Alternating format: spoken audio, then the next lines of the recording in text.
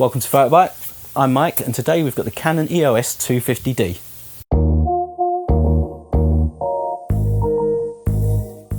This is the 250D.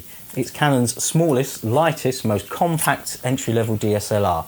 It's a direct follow-up from 2017's 200D, but is it worth an upgrade? Or, if you're looking for a new entry-level DSLR, is it worth a buy?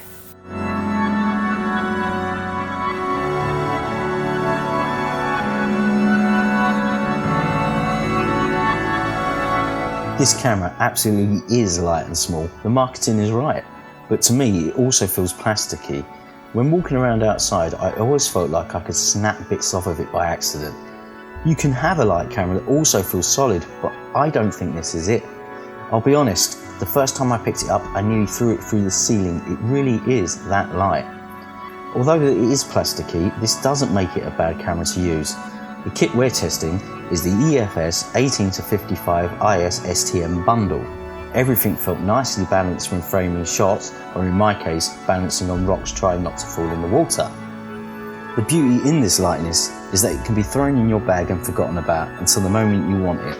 It's an entry-level device, and the users it's aimed at are unlikely to be dragging multiple lenses, tripods and other equipment around with them. So the ability to have this small light camera means you're more likely to take it with you in the first place, which means you're more likely to capture the photos you want to capture. The 3-inch full-colour LCD shows up well on a bright sunny day. It's also fully adjustable, so you can get that perfect vlog or selfie shot. This is where I discovered my main issue with the 250D bundle we were testing. In order to use it as a vlogging tool, you'd need the 10-foot arms of Mr. Tickle. The 4K footage is cropped right in, making it almost impossible to frame a decent shot. And I'm trying not to read into this too much, but this really smacks as a marketing thing. Like, they really wanted to add 4K to the box and marketing blurbs, just to make it stand out from the 200D. But they really also didn't want to spend too much time and effort on it. The 1080 video is clean, sharp and colourful. It doesn't suffer from the same issues as the 4K, and I was really pleased with the result. And it's likewise with the photos. The images are clean and clear, depth of contrast is good, the colour pops and it looks natural. You have the full range of shoot modes from auto through priority to full manual. You've also got the fun stuff, the filter modes and the creative bits and bobs. I wasn't a fan of the menu system as such. It required so many taps just to get back where you started. But for new users, there's been a lot of work put into how the menus look and making them more inviting.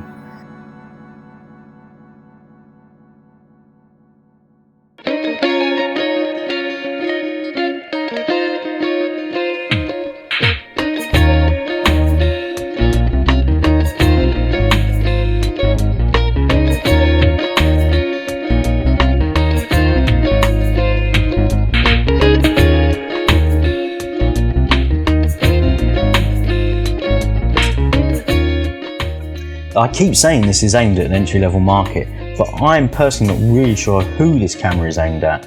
In years gone by, I've always recommended entry-level DSLRs to those looking to upgrade their camera phones. But we've hit a pivot point where most mid-range camera phones can easily do the same job as an entry-level DSLR and more. The 250D is to be applauded for its small size and lightness. It's also to be applauded for its HD video and photograph quality.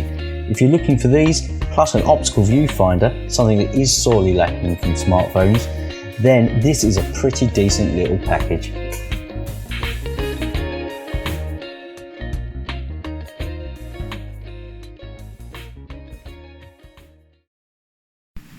Hello, it's Mike from the future, where I was forced to get a haircut. What I'd like to say is thank you for supporting our videos. If you could like and subscribe to the channel, it's extremely helpful to us. Also, let us know in the comments what you want to see. Let us know on Facebook, let us know on Twitter, everything linked below. So thanks for your support, really appreciate it. See you later.